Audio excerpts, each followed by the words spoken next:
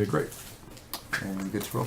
All right, we're going to roll the dice to randomize the list at random.org. Good luck to Manuel, Tim, and John. Excuse me, 10 times. That's 5s the hard way for those craps players out there.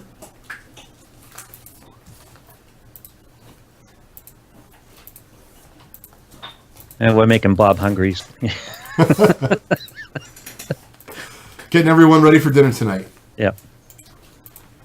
So I know that Rico and Tom are going to stop by the show next week. Lou, do you think you'll be able to swing by for a few minutes at the convention?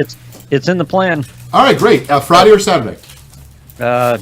We haven't planned that far. Okay, fair enough. Fair enough. Yeah. Might be Friday. Great. Looking forward to it. Yeah, when you know your exact schedule, send me a text. I want to make sure I'm around and such. Yeah, exactly. All right, great. So we're going to get started. 1980 Topps basketball. First card underneath the gun will go to Tim. Last card will also go to Tim. Good luck to everyone in on this break. I'm going to flip that over. So this will be card number 1. Is that tonight's wound with the Band-Aid? Oh, yeah. Oh, good. Yeah, I try to be, conspicuous about it because I don't want to bleed on the cards. But, Right, sure. yeah, I mean, I figured, we'll wash it, clean it after. We're not going to go on the DL, but, hey, Do I listen. have to buy you work gloves, too? You got goggles. Do I have to buy you work gloves? Listen, pretty soon it's going to be late. And do you need to bust the PSA packs in a bubble? I'm hoping that we don't get to that point. Need a shield. Yeah, exactly. I need a Captain America shield. Take it for my son. Stick your arms through those things. And Yeah. Quinn Buckner, along with a couple other guys. Spot 1. That's yours, Tim. Exactly. Quinn Buckner and a couple other guys. I wanted to see if you caught on to that. Yeah, you did pretty well. Pretty well. Well described. Yeah. I can't do it again with a straight face. Paul Westphal and players.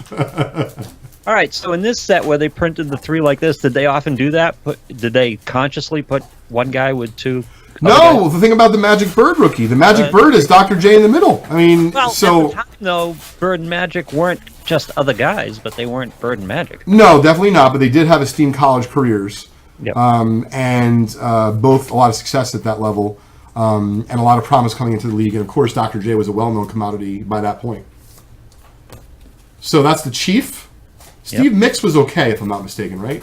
I remember him, so he had to be halfway decent. Yeah, decent. John V, that's yours. Timmy, you're coming up. We have, there we go. So we have a Kareem Abdul-Jabbar in the center here. This pack does seem to be a little bit off-center so far, but it doesn't mean it could not switch. Speaking of goggles, I did bid on, a number of years ago, Kareem Abdul-Jabbar goggles at auction, and they really? sold for so much more than you thought. But I'll tell you, can you imagine, those are the goggles I'd be using today to be God. shielding myself or breaking? I think that would be fun. That would be great. So these were game-worn goggles? Yeah, Game More goggles. Oh, my God. But once again, Lou, remember, in the 80s, no one cared about that stuff. Even as of the 80s, maybe, if you had a real basketball nerd, they'd ask you for it after the game, but, no one thought there was any value there. Right.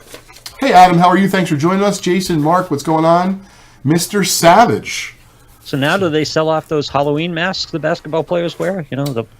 I bet you they do. Issue? I bet you they do in some capacity. I know LeBron's first ever Laker jersey is already on the auction block with our good friends from MyGray.